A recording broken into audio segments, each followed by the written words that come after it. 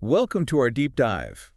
Today we're taking a look at Gabor Maté's The Myth of Normal.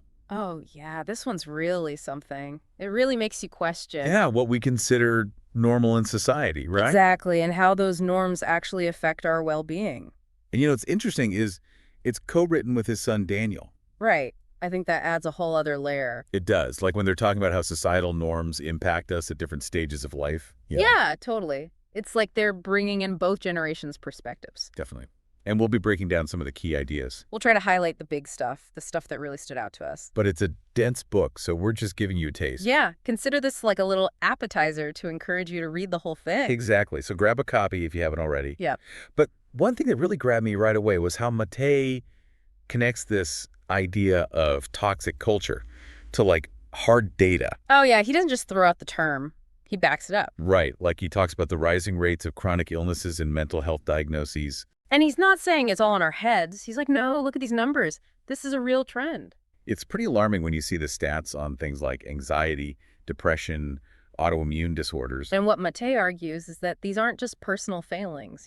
Right. It's not like we're all just making bad choices or something. Exactly. He's saying it's a symptom of a much bigger problem. Like our culture itself is making us sick. And that's where this idea of toxic culture comes in.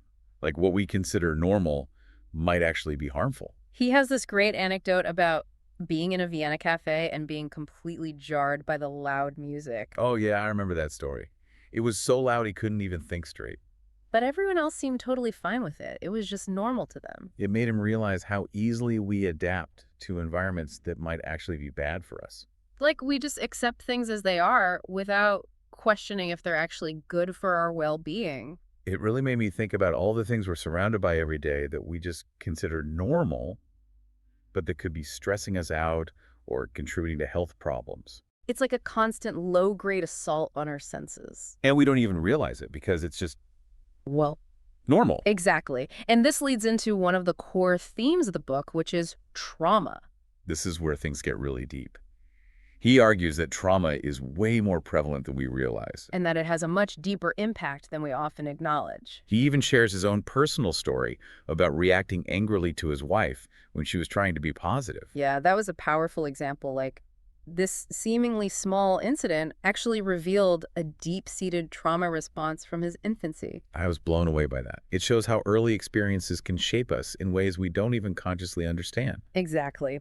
He talks about this concept of preverbal trauma, which is basically trauma that happens before we have language to process it. So even if we don't have conscious memories of those experiences, they can still leave a lasting impact on our nervous systems and how we respond to the world. And this brings us to the mind-body connection. The idea that our emotional experiences don't just stay in our heads, they manifest in our bodies. This is where the book really starts to connect the dots between our emotional well-being and our physical health. He uses the example of a woman he calls V, who struggles with an eating disorder.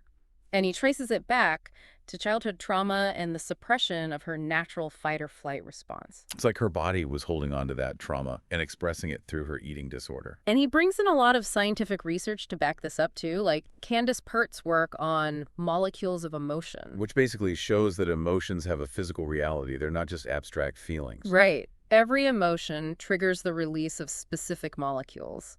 And those molecules interact with our organs and systems. So holding on to trauma or chronic stress can actually create inflammation and contribute to disease.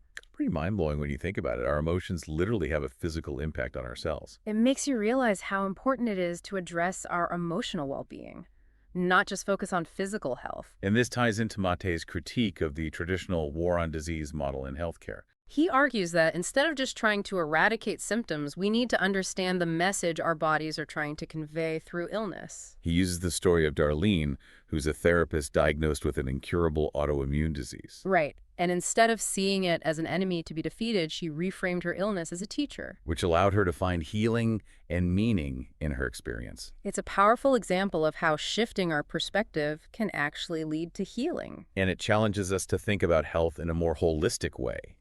Not just about treating symptoms, but addressing the underlying causes. Maté advocates for the biopsychosocial model, which considers the biological, psychological, and social factors of illness. It's a much more comprehensive way of looking at health and healing.